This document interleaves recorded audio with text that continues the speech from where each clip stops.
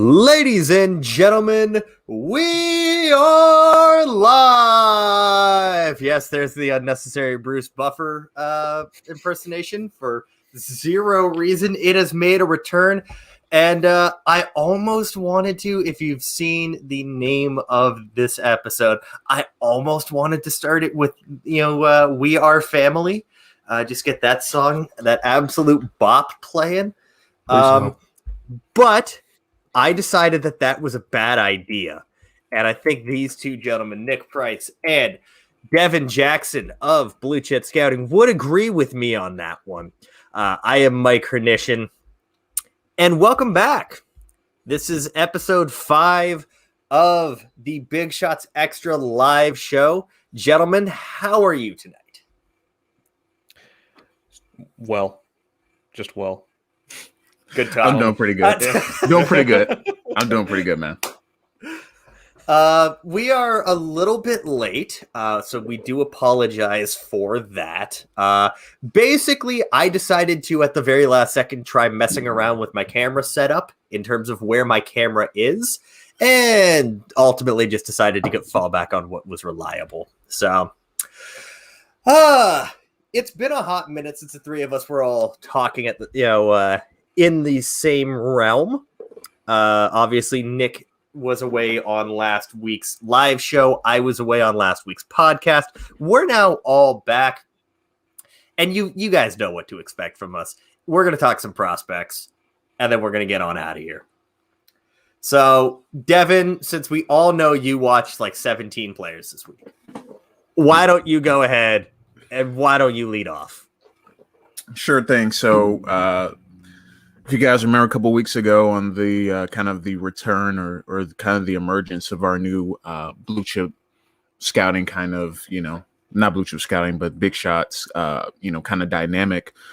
Talking about Kendrick Duncan, I finished up my report on him earlier this week. Gave him a 3rd round grade. He narrowly missed the 2nd round grade. He got like a 79. First appearance. There we go. 79 out of 100. I talked about him quite a bit, so I'm going to kind of make it brief. But basically, I like his range. I like his physicality.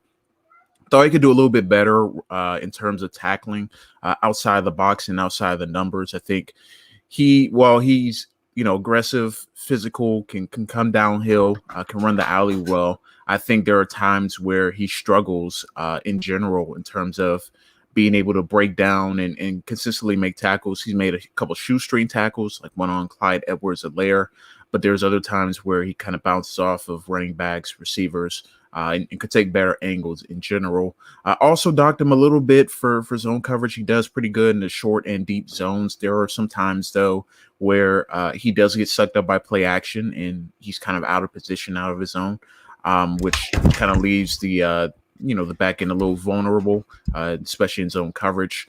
Man coverage, I thought he looked pretty good. I think I gave him like an 8 out of 10 in man coverage. Showed some slot ability as well. Just needs to clean up a little bit of his footwork and in terms of getting hands on receivers as well. But generally speaking, I thought he looked really good on film. I think he's someone that's going to be a part of a really talented safety class. Obviously, you got Kyle Hamilton and Brandon Joseph, but he adds another dynamic, and like I said, I gave him a 3rd round grade and kind of wrap him up in terms of talking about him at least for the next few weeks in terms of the summer. Probably won't mention him if someone else watches him, but really talented guy, and spent a lot of time on safeties in general. So obviously, I'll talk more about the next prospect when you get back to me, but I'll shoot things over to Nick, who you've been watching recently, man. So I've kind of taken a little bit of a dive into corners this week. I started my week off by watching Ahmad Gardner. Please tell me he's from New York. Is he from New York? I don't remember offhand. You want to know why I want him to be from New York so bad? Why? It's so that because of the accent, we don't just call him Sauce Gardner. He becomes Sauce Gardner. Oh, he's from Detroit. Never mind. I am looking for a new co-host. I am looking for a new co-host. Mike has been officially booted. Nick, go ahead and go with Mark Gardner. All right, cool. All right. Anyway, I was going to talk about Ahmad Gardner, but everybody and their brother knows he's good. I mean, there's not much I can further explain. So I want to talk about a guy that we I lost watched. viewers after I did that. I'm sorry, guys. He's tanking the show. And, like bringing us all down. Anyway, a guy I want to talk about is Demarion Williams from Houston. He's a corner. I got searched around on Twitter for any kind of AAC guys, and he's somebody that came up like just randomly. I don't remember who, so I can't properly attribute this to, but kind of a real he's kind of tall-ish, I guess. I think he's about 6'6", 6'1". Great length, relatively aggressive. I remember he was kind of giving the BYU guys a fit. I thought he was surprisingly fast, like not like blazing, but there was a play versus, I think I tweeted it out the other day, where he got kind of somewhat beat at the line of scrimmage, but I think it was by Jacob Harris from UCF, and he was able just to completely run him down and then swat the ball away. So he's kind of got that like good recovery speed, deep. I thought he was a really good tackler too. That's not something you really want to like think of like you as a really good trait for corners, but he's actually a surprisingly good tackler. I just want them to be serviceable. Like, do they know how to tackle? Yeah. Like he's. I mean, you could almost make the argument like if he could almost move to safety just based on his tackling skills. I mean, he's really really sound as a tackler. I kind of knocked him a little bit for ball skills because he is pretty aggressive on the ball. It's just he didn't really try to go for any like big plays like interceptions or anything. So I think he has to work on like a little bit more of his ball hawking skills. He can look a little bit stiff in his transitions. He's not exactly fluid in his hips and is able to really carry out field sometimes. So he's got to like kind of toy with that a little bit. But other than that, I gave him a 3rd round grade. He's going to be one of the guys I kind of stick my name to this summer. I did it with Deion Noble. I did it with Tyler Smith from Tulsa. So it's going to be one of these guys where if I'm wrong, I look stupid, but if I'm right, I'm smart. So always good though. Always good. Yeah, man. I mean, sometimes it happens. Devin and I have both been there. One of us more often than the other. Not going to talk about it. Yep. No, best not to go there. No. I started off my week by watching Jeffrey Gunter, the edge rusher out of Coastal Carolina, who has a little bit of hype. You're welcome. Yes, thank you very much. Thank you very much, Nick. It was Nick that decided, hey, you should watch this guy. Yeah. So I took his advice, and I did. Also, notable fans of Jeffrey Gunter include the Draft Network's Kyle Krabs. So had to get in while the iron was hot. And he's a good little player. He's a good player. Really versatile in that multiple front that Coastal Carolina runs. I think he's about 6'4", 6'5", my memory serves me correct, about 250. Serves as kind of a, wide 9. He can be like way out there at times. Can play a little bit of like that, 5 tech at times. And then also as a stand-up rusher, Coastal Carolina just loves to send him from every position imaginable. And it works. It definitely works. He played really well against BYU. He was actually one of the guys that decided that it was fun to use Zach Wilson as a human pinata on that play. I think that was him and CJ Brewer, if memory serves me correctly. CJ Brewer, their nose tackle, is also a hashtag fun player. An interesting watch. I will leave it at that. But no, Gunter came in again. He's really good in terms of option defense. He doesn't bite on anything. So against BYU, against I think it was Georgia Southern was the other game I watched. Yeah, it was Georgia Southern. They both tried to run read option or speed option against him, and he just stays in front of you the entire time. He's not biting on anything. He's watching the ball, not not the player, and he's stout against the run. And you love to see that from a Sun Belt pass rusher. And that's going to win him win a lot of people over at the NFL level. I gave him a 4th. I think another good season from him. We might be looking at like a 3rd round player. He's a redshirt senior. We've seen these smaller guys kind of get overhyped in the past. I think that the fourth round is really right now where Gunter fits best. This could be possibly, a stronger edge class than last year. I think if he went out in last year's class, he probably would have been a third round pick. So yeah, I think fourth is actually a really, really solid estimate of where he could and should go. Yeah, the third and fourth rounds of this upcoming class are going to be gold mines, because that's where I feel like a bulk of the early on grades are coming from, or a lot of third, a lot of fourth round grades, because that's just how talented the depth of this class is. I think as opposed to last year's class where you had a lot of guys up top and then you had a lot of basically rounds 3 through 7, you're picking guys that you have high upside, but don't necessarily have all the translatable skills. So I think for this class coming, at least, at the very least, it has depth. And Gunter, I think, if you like Teron Jackson last year for Coastal Carolina, he was better than Teron Jackson. Yeah. Gunter's already better than him, and he has another year on his plate. So I know Jackson was getting a lot of hype, especially down the stretch of the kind of draft process. But yeah, Gunter is really good. Got to watch him, while watching Jackson last draft cycle, and he just continued to stand out and make plays too. So very good player. Definitely, I believe I talked to Krabs about him. To him, and said, I thought he was better than Jackson. Hey, but I'll go ahead and move into my next player that I watch. I'm gonna move past that. Just gonna gloss over that. He's literally just gonna.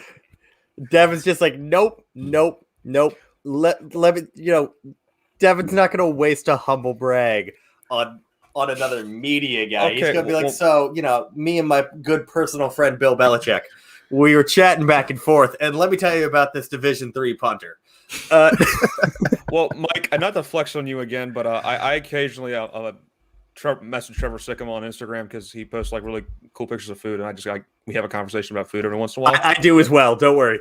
Okay, damn it. Well, moving on. Back to the prospects. One prospect that I've been hyping up this week that I really haven't seen a lot of people talk about is Josh DeBerry out of Boston College. I talked to Nick a little bit about it on the podcast, and I was doing a preliminary watch. I finished watching him, finished 4 games. Incredibly impressive player. Kind of that smaller build, 5'11". I think it's like 185, 190 pounds. So he's not exactly your prototypical size. He plays outside corner mostly, but there are times where he's in the slot, matched up against some slot receivers as well, get some tight ends too. So I watched the Notre Dame, Louisville, Clemson, and North Carolina games. Those are the big 4 that I watch. All of them have draftable receivers on that team, and he held his own against all of them. Starting with North Carolina, he pretty much locked down De'Ami Brown when he was on him. He was running routes for him. He was running routes, the curl routes he was on top of. Any route really he ran, he was on top of him, pretty much smothering him, showing him really good footwork, showing really good mirroring skills as well. And then, making plays on the ball. That wasn't necessarily in that game, but the next game I watched was Louisville. He was matched up against Tutu Atwell, and we know how shifty and speedy he is. He was able to, 1, stay with him, and 2, get a pass deflection against him in the slot.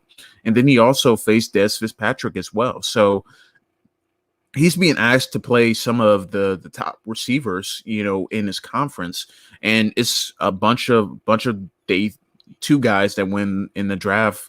And day 3, if you count Des Fitzpatrick, he had Tutu Atwell, De'Ami Brown, and Amari Rogers that he also went up against. He had good reps against Amari Rogers as well. There was a play where he pretty much ran the post route for Rogers, got underneath it, and nearly picked it off, undercut it. So he showed me a lot of versatility. Like I said, he has inside-out versatility. I think another year we'll have to kind of determine if he's going to be able to play outside full time, or is he going to have to switch to the inside slot position? Because I think he can play either spot. I think he has the requisite speed, the requisite physicality, footwork to do either one. And, maybe his size leans more to the slot, but we'll see what happens. But He only allowed, I think he had 43 targets and only allowed like four or so catches on the season. So he looked really good last season. And he's just a rising junior, so he is draft eligible. Doesn't necessarily mean he'll come out, but for prospects that people talk about, Zion Johnsons, the Zay Flowers, the Phil Dracovic, they all talk about him. I think we should be talking a little bit more about DeBerry and what he brings to the table.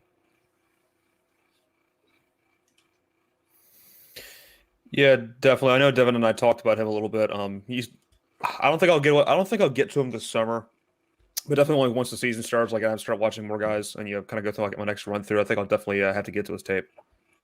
Yeah, the last BC corner I remember like getting any kind of hype was Hamp Cheevers. I was gonna say Hamp Cheevers. I was kind of on the Hamp Cheevers train a little bit. I'm not kidding. When you guys were talking about that on the podcast this past week, I literally was driving and went, "Anyone remember Hamp Cheevers?" I'm actually not kidding. That is legit a thing that happened. He should have been a first round pick just based on the name alone. Based on the name, it's all name team. Well, you know what? That's a very unintentional segue, Nick. But I am going to steal it for this. You want to talk about guys that are on the all name team? I want to get sincere with you for a second. I want to talk about Sincere McCormick. Stealing my guy. You're stealing my guy. I literally went into Nick's conference and stole the best name in his conference. Sincere McCormick, the running back from UTSA, the same school that brought us notable first-round pick. As in, he was a first-round pick, and that is the most I can say about him in a positive manner, and that is Marcus Davenport. It's not too late. Hey now. Let's be careful how we talk about him. All right. He is on my team. Let's be careful. Oh, I know. That's why I did that. I know. That's why I did that. Like we thought as the man once said, it's not too late. It's never too late. There you go. Go ahead with Sincere, man. There's your Canadian joke there for the day. Well done, Nick. Well done. Good reference. All right. I will say, though, I was watching Sincere McCormick actually this afternoon, and I think he's about 5'9", 200 pounds. Like, he's not exactly a big back, but he's also not exactly a speed demon. He's got really good burst, but he's got just enough long speed that like long touchdowns are a possibility. But he's not burning anybody.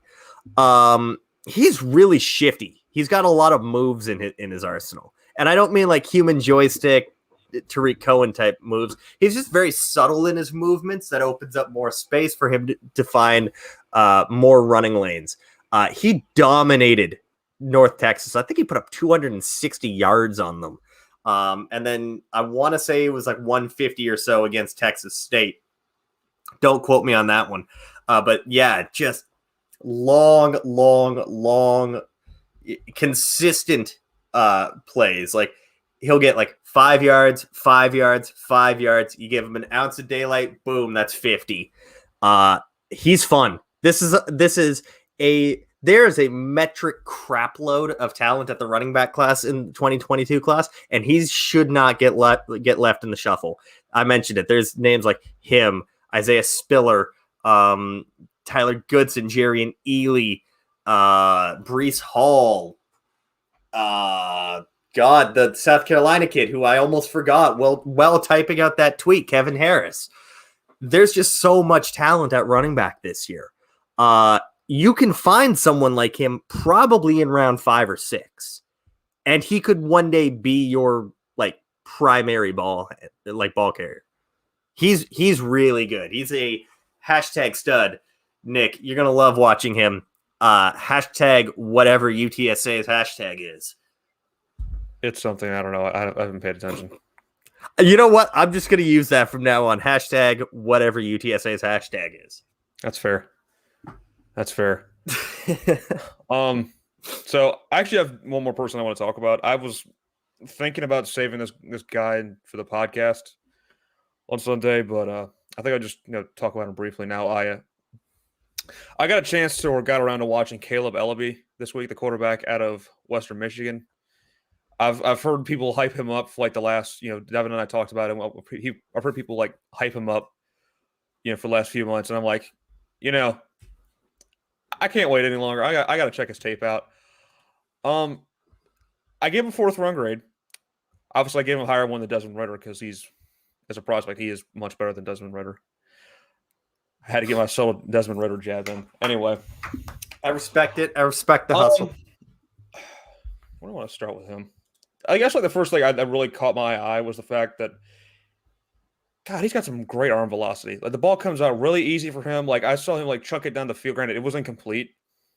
But it just looks so effortless for him. Like it just comes out of his hands so naturally. It's great. He's also like he's not like super athletic, which I didn't expect. Like going in, I expected him to be like a bit more like Trey Lance was in a way, where he's just a super athlete. He's still a good runner. He can still create yards for himself at a structure. That's fine. He's serviceable in that regard. He's really like, and the thing that's I think is going to be tricky with him, especially, and I know Corey Kinnan talked about this a little bit in his article on ellerby, and I kind of noticed it myself, is that Western Michigan's offense is kind of sort of really simplistic. Yes. A lot of RPO. There's a lot of RPO action. A lot of like just trying to get vertical with the football. So the transition to like an NFL offense is going to be kind of interesting to see with him. He may not even come out this year.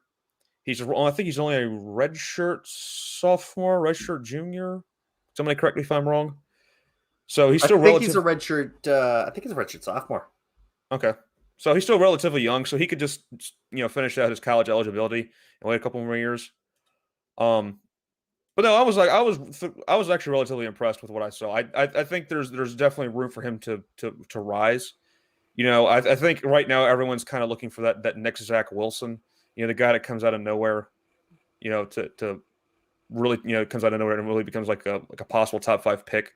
I'm not saying ellerby will, but that's certainly like crazier shit has happened. True. That is true. Rashad Penny got drafted into the 1st round. All right, I mean, Kyler Murray went from baseball to number 1 overall pick. True. That is very true. While also looking like a Smurf. I love Kyler Murray. I feel mean just saying that. He's a short king, all right? He is a short king. We stand short kings. We stand short kings, mostly because we've never been one. I'm 6'2". Yeah, I'm 6'2". Yeah, so, Devin's 6'3", and Nick and I are both 6'2". So yeah, we're basically the same height. Yeah, yes. It's only an inch. Only just difference. True that. But yeah,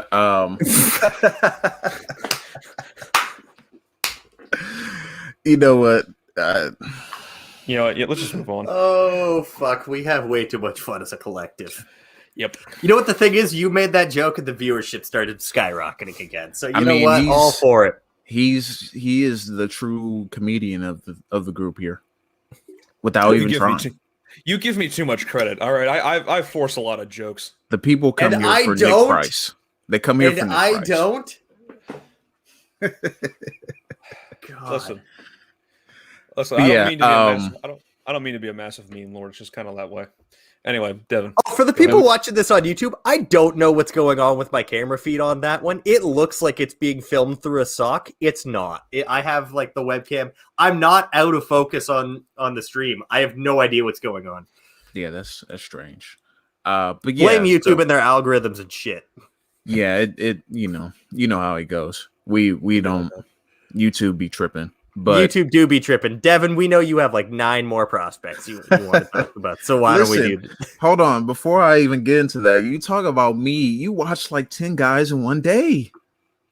I mean, I also did watch Kayvon Merriweather, the safety out of Iowa today as well. You watched 3 guys in 2 hours. How? I watched 3 guys in 2 hours. I watched 2 guys in the span of 3 hours. Sir, we watch film in this household. Hey, you know what? I'm not even going to go any further with that. Next guy. I can watch film and literally not have my laptop. Phones are beautiful for that. True. although it is a little bit annoying. But It is. for you the can next tell guy, you can tell when I'm posting clips from my phone. Anyways, next prospect I'm going to talk about here. I've been kind of heavy into the safety class, been studying safeties quite a bit. You didn't watch Kayvon Merriweather. Shame, sir. Shame. Let me get to the smaller names first that aren't being talked about. You know my process. But I watched Quentin Lake, the safety out of UCLA, the other day. Oh, yeah, these small school guys like UCLA. I said the smaller names. I didn't say he hasn't really been talked about this summer, but I'll continue forward. So I watched him. His game against USC was masterful. He had 2 pass breakups, had an interception on the first drive of the game on Keaton Slovis, and he made a lot of plays from range. He's going to be more of that free safety type of role at the next level because he's not really – he plays physical, but he's not a physical player, if that makes sense. So he can come down and make plays, but it's not consistent. His tackling definitely needs a lot of work. I'm probably going to deduct him quite a bit on tackling because he does miss tackles in open field. He does take some poor angles. He's not interested really in, coming in run support, although he does make plays from time to time in run support. So he's your kind of classic coverage safety. He's not going to be the type of guy that's going to be in the box, coming off the edge on blitzes, but he's pretty good at it. He's pretty good at being a free safety. He does struggle a little bit though, defending seam routes, because I saw at least 4 or 5 completions of seam routes right in front of him. And it's more about him still kind of being stuck in his back pedal and kind of being stuck in this transition coming downhill. Because you can see him hesitate just a second or two that allows a completion to happen. But when he's asked to, kind of react in deep zone and man, kind of play that man coverage over the top as well, he's able to get from kind of sideline to sideline. There's a play against Arizona State where he came from the opposite hash. It was one of the last plays of the game. Jane Daniels threw a perfect ball to his receiver. Lake came from the other side of the field and deflected away to effectively end the game. So that was a showcase of his range. I think that's his best trait in terms of that. He also has some pretty good ball skills, but I think he probably gets a 4th round grade. I would think tackling is a major issue. I think he also could be a little bit better reacting in shorter zones and reacting, when something, a seam route is attacking right at him. I think he could be a little bit better reacting to those as well. But he looked really good, and he was easily the best defensive back on UCLA, a group that really struggled last season, especially towards the end of games. I mean, shocker, Devin going after UCLA players again. Man, look, there's only one number 1 guy in my heart from UCLA. You know exactly who that is. Josh Kelly? He's in the NFL. You could have said anybody else. You could have said Sean Ryan. Dude. You could have said no. You want to know why? It's because UCLA is not a real school. They beat Cal though. On a day's notice, they were supposed to have a bye week. I don't make the rules. I'm sorry. Cal went from supposed to be playing a 10 o'clock night game against Washington on a Saturday, and on Saturday morning they're like, yeah, so you're gonna go all the way out to LA. It's now a road game, and it's at 9 o'clock local time, AM. Have fun. That's not that game. Like that I said, game, talk to the Pac-12 commissioner. I will. Actually, he's not even a commissioner anymore. So exactly that game is why. No, it's not. I don't know what that was, but Nick, any more prospects you want to talk about? I don't know, but all I gotta say is, imagine being a fan of a college football team. Could literally not be me. No. That reminds me. The good folks, we will be constantly haranguing folks to make Nick Price a fan of your team. If there's any, by chance, if there's any Maryland fans watching this, the answer is most certainly no. All right. All right. I don't care how good Dante Demas or whoever is Raheem Jarrett. Raheem Jarrett is. Nothing will get me to like Maryland fully. Is it because of the uniforms? No, they're actually kind of sick. You have a point. That's my hot take. Okay, but You I have don't a know. point. Yeah. This is why people love this show. I'm not kidding. This is why people love this show. They leave when I start talking prospects. They come back when we start talking nonsense. Algorithm working, man. Algorithm just like we gotta save these folks from Mike talking about prospects, but make sure that they come back in time so that Nick can shoot out a hot take about Maryland's uniforms. And they always come back when Titan's up. Yeah. Titans were the real star of the show here. He really is. He's the fourth big shot. He might be the biggest shot. Well, I mean, he took a big shot at your microphone earlier. He really did. He really did. And I tried. He did. This has gone so far off the rails. This is amazing. This has been a complete train wreck. Anyway. I will finish this off by saying, as Devin mentioned, I watched Kayvon Merriweather, the safety out of Iowa, today as well. His 10th prospect of the day. Don't let him fool you. Second. 22nd? Okay. Sorry, there's a slight delay in my ear. I'm looking for a new co-host. Go ahead, man. Anyways, God damn it. Anyways, he's fun. He's a fun little player. I think at times he can get kind of lost up in terms of angles, pursuit angles. There's one play, oh God, what was it? Nebraska, where the running back, he took a terrible angle to it. By the way, I don't know why I decided to watch a game where I had to watch Nebraska's offense again. I thought I said on this very program I would never do that again. And yet here we are. Anyways, he took a bad pursuit angle, missed on the initial tackle, and then chased down the runner for about five or 10 yards before finally making a play. Good recovery speed. Haven't really seen a whole lot of him out in coverage. Reminds me of a better version of that Iowa safety they had like 2-3 years ago, Armani Hooker. Yeah, you guys Armani literally Hooker. don't. Yeah. Yeah, I know who he is. He plays for the Titans. Does he actually? Titans safety. Yeah, really. He might be starting actually this year. All right then. Yeah. Kenny Vaccaro left, so I know. I do want to give a quick plug because I do know this because I'm part of the Prospect Encyclopedia by Roy Countryman.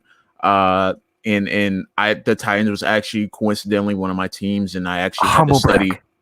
I had to study Amani Hooker, so he's improved. He's improved a lot from college. I will say that he does look a lot better. Hooker was not a great athlete. I think Merriweather is a slightly better athlete, but the same style of player. As boring as that sounds, because it's a quasi same program comp. But, the safety class, I haven't gotten to Brandon Joseph. I haven't gotten to, Kendrick Duncan. I haven't gotten to really anyone outside of Kyle Hamilton. So to watch someone that isn't cooked up in a lab somewhere for the purposes of world domination, it was kind of refreshing. I think he's going to be a fun player. I think he's probably going to be like a late day 2, early day 3 type player. And shocker, that's kind of just been my jam this summer with like all of these Sun Belt guys that are like somewhere between round 3 and 6. That just kind of seems to be the consensus. Although I will say one guy from the Sun Belt that I am drastically lower on than many is South Alabama wide receiver Jalen Tolbert. I don't know where the hype for him came from. It needs to settle. Mel Kiper. I will say this. He is an extremely limited player. I gave him a 5th.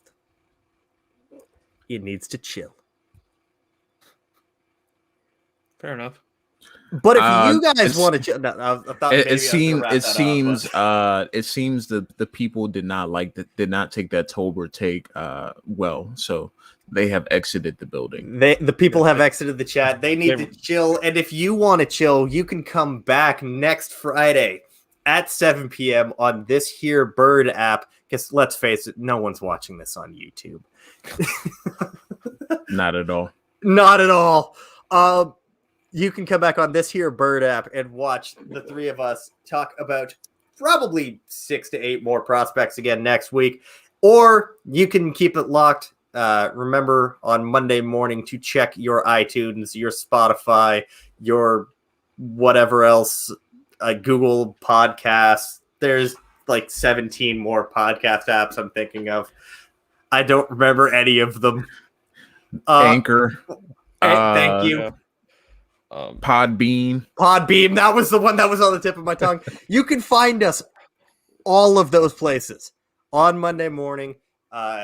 So you can, in the meantime, you can follow Nick on Twitter at PriceCheck3, one of the best handles in the business. You can follow one of the best workers in the business in Devin. He's so nice. He's literally given you his handle there at the bottom of the screen at RealD_Jackson. You can follow me on Twitter at MikeH_draft.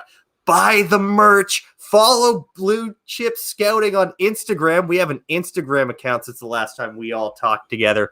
And until next week, y'all have a great night.